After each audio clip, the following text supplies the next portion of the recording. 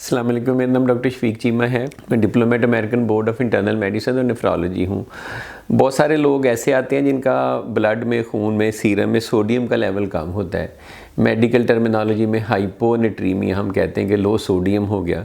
अब ये लो sodium basically sodium कम नहीं होता, पानी की ज़्यादती होती है, एक्सेसिव वाटर होता है बॉडी में। ये दिल वाले मरीज़ों में भी हो जाता है, नेफ्रोटिक सिंड्रोम वाले में भी, जिगर वाले में भी। कुछ हार्मोनल प्रॉब्लम है जैसे थायराइड के हैं, एड्रीनल ग्लैंड के हैं, उससे हो जाता है। फिर एक कंडीशन होती है syndrome of inappropriate ADH secretion, ये भी एडीएच हार्मोन का इशू है। इस तरह से बहुत सारी ऐसी कंडीशन है जिनमें सोडियम कम हो जाता है। लो सोडियम डेंजरस होता है, ये मेडिकल इमरजेंसी होती है। नॉर्मली आपका सीरम सोडियम जो खून में 135 से 145 के दरमियान होता है। अगर आपका 135 से 130 के दरमियान हो जाए तो आपको थोड़ी बहुत सिम्टम्स आती हैं, अलामत आती हैं। लेकिन 130 से भी नीचे हो तो फिर ज़्यादा अलामत आती हैं। थकावट हो सकती है, चलने फिरने में इशू हो सकता है, टैक्सिया हो सकता है, आप कंफ्यूज हो सकते हैं, मेंटली आप स्लो हो सकते हैं। और जैसे जैसे ये बढ़ता जाता है हाइपोनेट्रीमिया या सोडियम कम होता जाता है, जैसे अगर 115-20 तक चला जाए तो आप इवन कोमा में भी जा सकते हैं। ब्रेन की स्वेलिंग हो जाती है, ब्रेन स्टेम हर्निएट कर जाता है और ये एक एमरजेंसी होती है, खुदा ना खास्ता डेथ भी हो सकती है।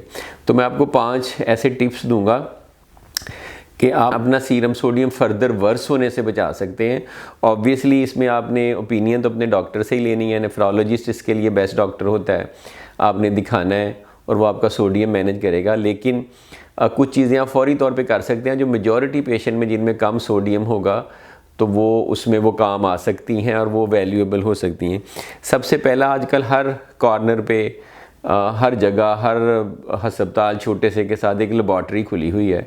सबसे पहला तो मेक श्योर करें कि लैब एरर तो नहीं है, इनके कोई इलेक्ट्रोड्स प्रॉपर नहीं होते, इनकी मशीनें ठीक नहीं होती, इन्होंने कंट्रोल सही नहीं रन किए होते, तो लैब एरर भी हो सकती है। अगर आप वैसे ठीक ठाक महसूस कर रहे हैं और अचानक आपने देखा कि आपका सोडियम हमेशा ठीक होता था, कम आ गया, तो लैब एरर है। किसी अच्छी बेहतर स्टैंडर्ड लैब से इस टेस्ट को रिपीट करा लें ताकि आप खामखा परेशानी से बचें, डॉक्टर को दिखाने से बचें। अगर रिपीट में वो ठीक आ जाता है तो फिर कोई मसला नहीं है। लेकिन इसके ये एक टिप है, ये सारे जो टिप अगर आप सारे फॉलो करें तो 100% सक्सेसफुली हम आपका लो सोडियम ट्रीट कर सकते हैं। तो नंबर 1 तो ये कि रिपीट द लैब। दूसरे नंबर पे ये कि पानी कम इस्तेमाल करना है। अगर आपको डिहाइड्रेशन की वजह से सोडियम कम नहीं ना हुआ कि आपको डायरिया लगा हुआ था, उल्टियाँ आ रही थी, उस कंडीशन में फ्लूइड देना होता है। वरना ज़्यादा कंडीशन में अगर आप सादा पानी पीना, फ्री वाटर कम कर देते हैं तो सोडियम बेहतर हो जाता है। उसकी वजह ये कि कम पानी पीने लेने से जिस्म के अंदर ऑलरेडी सोडियम होता है, वो उसका लेवल थोड़ा बढ़ जाता है। तो कम पानी, कितना कम पानी, अगर आपको भी श्योर नहीं है तो आप 1 लीटर तक डेली कर दें और फिर डॉक्टर को दिखाएं। दूसरा ये कि नमक ज़्यादा इस्तेमाल कर दें। अगर आपका ब्लड प्रेशर नमक ज़्यादा लेने से बढ़ता है तो बीपी की मेडिसिन भी एडजस्ट कर सकते हैं। वरना सॉल्ट ज़्यादा लें, नमक ज़्यादा लें। नमक ज़्यादा लेने से, सॉल्ट ज़्यादा लेने से बेसिकली नमक या सॉल्ट सोडियम क्लोराइड होता है, तो आपका सोडियम बढ़ जाएगा। मैंने बताया लो सोडियम बड़ा डेंजरस हो सकता है, तो वक्ती तौर पे अगर बीपी ऊपर भी जाता है तो आप अपनी ब्लड प्रेशर की मेडिसिन डॉक्टर से एडजस्ट करवा सकते हैं। लेकिन एटलीस्ट सोडियम ठीक हो जाएगा, क्योंकि सोडियम को ऊपर लाने का यही तरीका है, या पानी कम करेंगे या नमक ज़्यादा करेंगे। तीसरे नंबर पे अगर आपको कोई ऐसी कंडीशन नहीं है जिसके लिए मना किया गया तो आप ज़्यादा प्रोटीन लें। ज़्यादा प्रोटीन कंटेनिंग डाइट लेने से आपका यूरिनरी ऑस्मोलर लोड बढ़ता है, जिसका मतलब ये होता है कि फिर वो यूरिन ज़्यादा ड्रैग करता है पानी को अपने साथ। तो ज़्यादा प्रोटीन लेने से कुछ ऐसे केमिकल, हाइड्रोजन, कुछ और मिनरल्स वगैरह प्रोड्यूस होते हैं which drags the sodium with it, और उसकी वजह से आपका ये सोडियम का लेवल बढ़ सकता है। ये एक सक्सेसफुल थेरेपी है, ट्रीटमेंट ऑप्शन है कि आप नमक बढ़ाएंगे, प्रोटीन बढ़ाएंगे, पानी कम करेंगे। तीसरा ये कि मेडिसिन अपनी ज़रूर देखें। अब लोग कहते हैं जी दवाइयों के नाम नहीं बताता। दवाइयों के नाम इसलिए नहीं बताता कि आप खुद लेनी ना शुरू कर दें। खुद लेने से क्या नुकसान होगा, गलत भी जा सकती है, आप में वो कॉन्ट्राइंडिकेटेड हो सकती है। लेकिन ये दवाई का नाम मैं बताऊंगा। एक दवाई होती है हाइड्रोक्लोरोथायाजाइड, HCTZ, हाइड्रोक्लोरोथायाजाइड। ये एक डायूरेटिक है। ये ज़्यादा मेडिसिन में, जो ब्लड प्रेशर की मेडिसिन कॉम्बिनेशन में आती है उनमें को के नाम से आता है। जैसे को एक्सटोर है, को ईजी डे है, को डायोवेन है। तो एक तो इनमें दूसरी मेडिसिन और जो को वाली है वो हाइड्रोक्लोरोथायाजाइड है।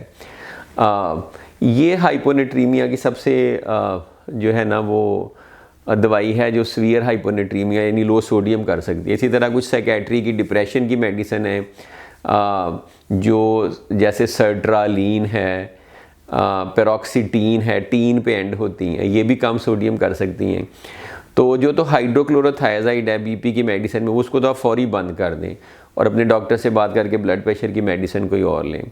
और last but not the least, अगर आप चाहते हैं कि आपको दोबारा भी ना हो, क्यों हुआ, क्या वजह हुई, कोई अंडरलाइंग एंडोक्राइन डिसऑर्डर तो नहीं है, कोई इशू तो नहीं है, तो फिर आप कंसल्टेंट से मिलें, फिजिशियन से मिलें। आप फिजिशियन को भी दिखा सकते हैं, लेकिन मेरी ओपिनियन में इसमें बेस्ट डॉक्टर नेफ्रोलॉजिस्ट होता है, क्योंकि वो SIADH को भी डील कर लेता है, हाइपोथायराइडिज्म, एड्रीनल इनसफिशिएंसी और भी जितनी वजह हैं। ज़्यादा इनका ताल्लुक क्योंकि किडनी के साथ होता है, किडनी कम पानी निकालता है, ज़्यादा सोडियम निकालता है, तो इसको जो मैनेज करने के लिए या एंडोक्राइनोलॉजिस्ट या फिजिशियन या nephrologist probably is the best doctor to go to. कभी कभार बहुत सीवियर हाइपोनेट्रीमिया हो, ज़्यादा ज़रूरत से ज़्यादा कम हो जाए तो हॉस्पिटलाइज भी करना पड़ता है, फ्लूइड्स भी देने पड़ते हैं, हाइपोटोनिक फ्लूइड्स भी देने पड़ते हैं। लेकिन ये मैंने आपको टिप्स बताए कि वक्ती तौर पे घर में आप पानी कम पिएँ, थोड़ा नमक और प्रोटीन ज़्यादा लें, अगर कोई ऐसी दवाई है तो फौरी बंद कर लें, ताकि अगर आपको 1-2 दिन डॉक्टर के पास जाने में लग रहे हैं तो उस सिचुएशन में, उस टाइम पीरियड में आपका सोडियम बेहतर होना शुरू हो जाए।